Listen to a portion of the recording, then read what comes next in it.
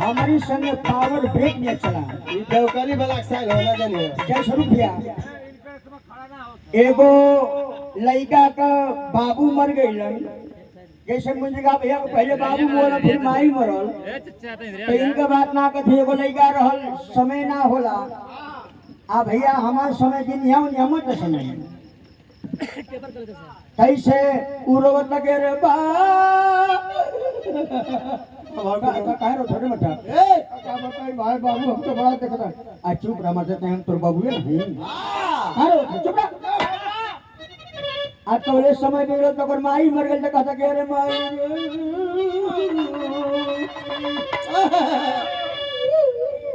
चुप रह का बोल भैया का मोर माई मर गई है।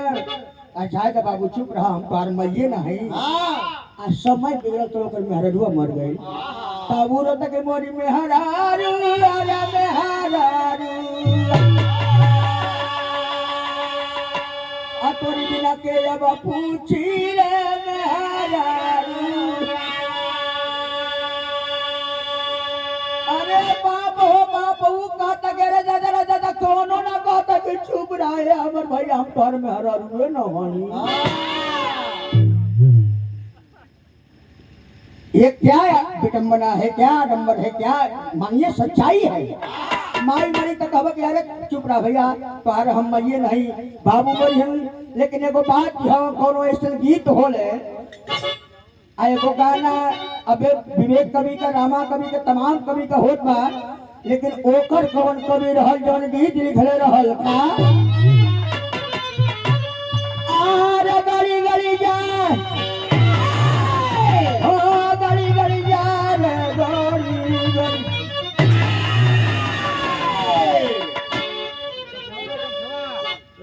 कुर्ता फाट जाए मर्दवा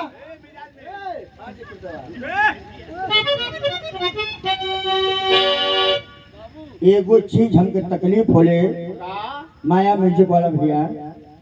तो वही प्रथम चैनल से विराज जगत में हमके लाइक मिले हुआ।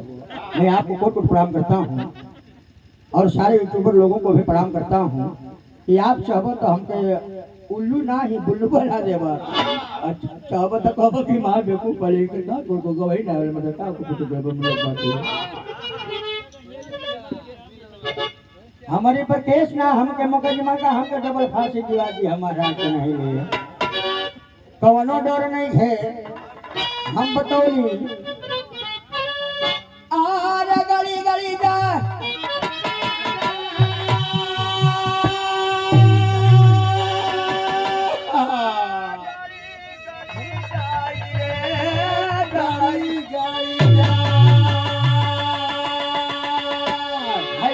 गुलटिया जोर मारत रहल विनाश फोड़ दे भैया हाय गुलटिया जोर मारत भैया यो गवैया इसने हम अपनी ससुरारे गइली गाँव में आ तोले को गवैया से हम दुगोला रह भैया निर्गुण बड़ा कच के हुआ हम गाइला बिरहावा में तुमके ऐसा कि कुछ जरालो सुका ये समझ ना कुछ लो समझ पता ना कहीं हो। हाँ नहीं तो अब ना कल की जटिया हम बनल बनल मेरो कल तो जटिया पे हम बना के छोड़ दे पगड़ी ना बने आवत हां पगड़ी छोड़ दे पैसों ना देवे आवत बेचारा के लिए। ये हमारे भाई है प्रणाम करते हैं आपको। हाँ वो ये है ठीक है हर एक बात काम कर वाला जाई ले भैया प्रणाम करते हैं आपको सबको। बारे मंदिर का भैया माई है माई का कर्जा जब श्रवण ना चुका पाओ तो ये दुनिया में कोई माई का लाल पैदा नहीं है जो माँ के कर्ज को अदा कर सकता है। महेंद्र भैया लोग कह रहे हमारे श्रवण हो श्रवण तो जब श्रवण ना माई के कर्जा चुका पालन ते धरती पर के माई का लाल पैदा ना है जो अपनी माई के कर्जा के चुका दे। ये बहुत बड़ा ममता उसने बड़ा पुष्पहार हमारे मंदिर का भैया की तरफ से आया कई चीज का कष्ट बाके जब मुंद्रिका गावत हो तो मामा मामी फुआ फुफा नाना नानी काका काकी बहिन बहनों तो समझ जाओ कि मुंद्रिका ई मुंद्रिके गावत हमले कहाँ हुआ लोग काका मौसी मौसा अरे गड़ी गड़ी जा गड़ी गड़ी जा रे गड़ी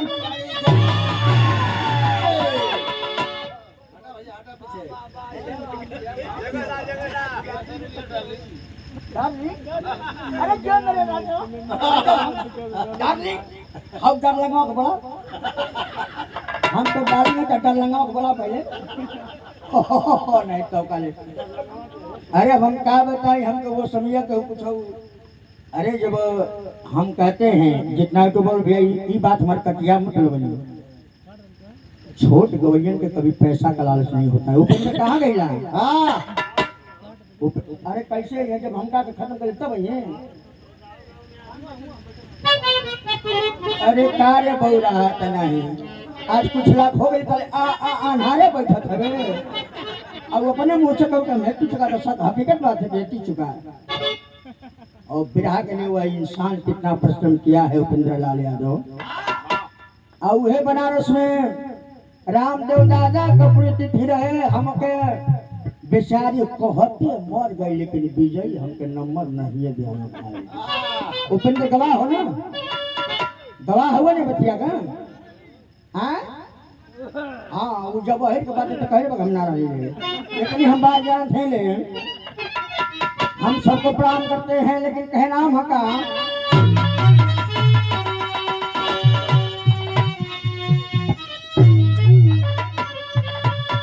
मुंद्रिका भैया कह तो कि डरलिंग तला डरलिंग ए मुंद्रिका डरलिंग का बोला बहुत नहीं ले ए सोहू भैया क्या करवा आधार कार्ड तो हम अपनी डरलिंग का बोला मत हैं अरे जीव तो जय जीव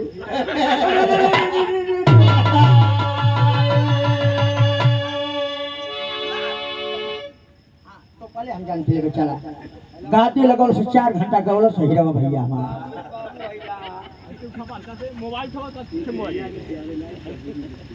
हाँ ये गीतिया के पैर कभी झिलखिला हम नहीं ना कहते हैं केहू कभी झिलखिले होकर जब वो निकल गई तो कोई गाय गा सकता है किसी के औकात नहीं क्योंकि गवला का कोई रोक सकेला इतनी जान चाहे कौनो कभी लिखा है जब वो आपके वाणी से जब इंटरनेट पर चढ़ गई तब तुम्हारा औकात ना है कि हमारी मम्मा का मार लड़वा के कहा है तो हमारी गीतिया गावा ले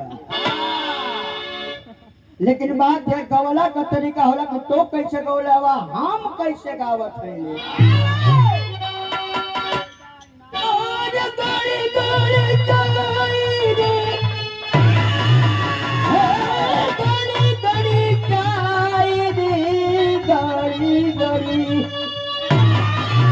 हवा में कलमिया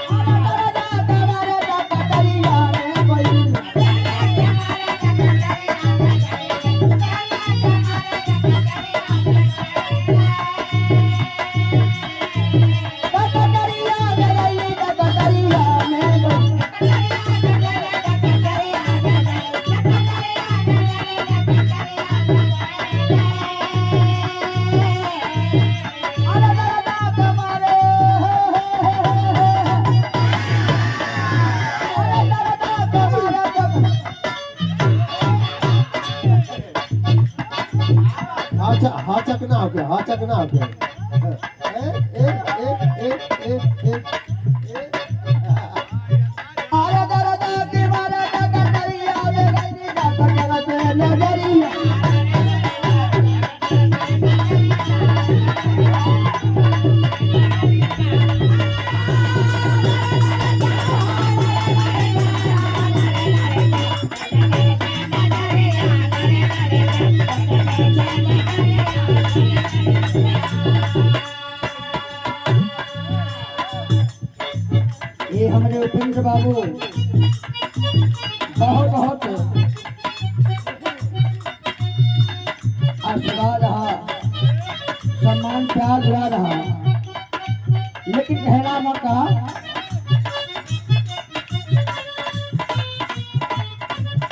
ये हमारे लक्ष्मी प्रियदर्शी के हाँ अंशिका कुशवाहा के हाँ अंशिका हटैया ये भाई के अकेले ये क्या दिखाओगे जी वो ही देखला इन्हीं लोग के कहना मत अरे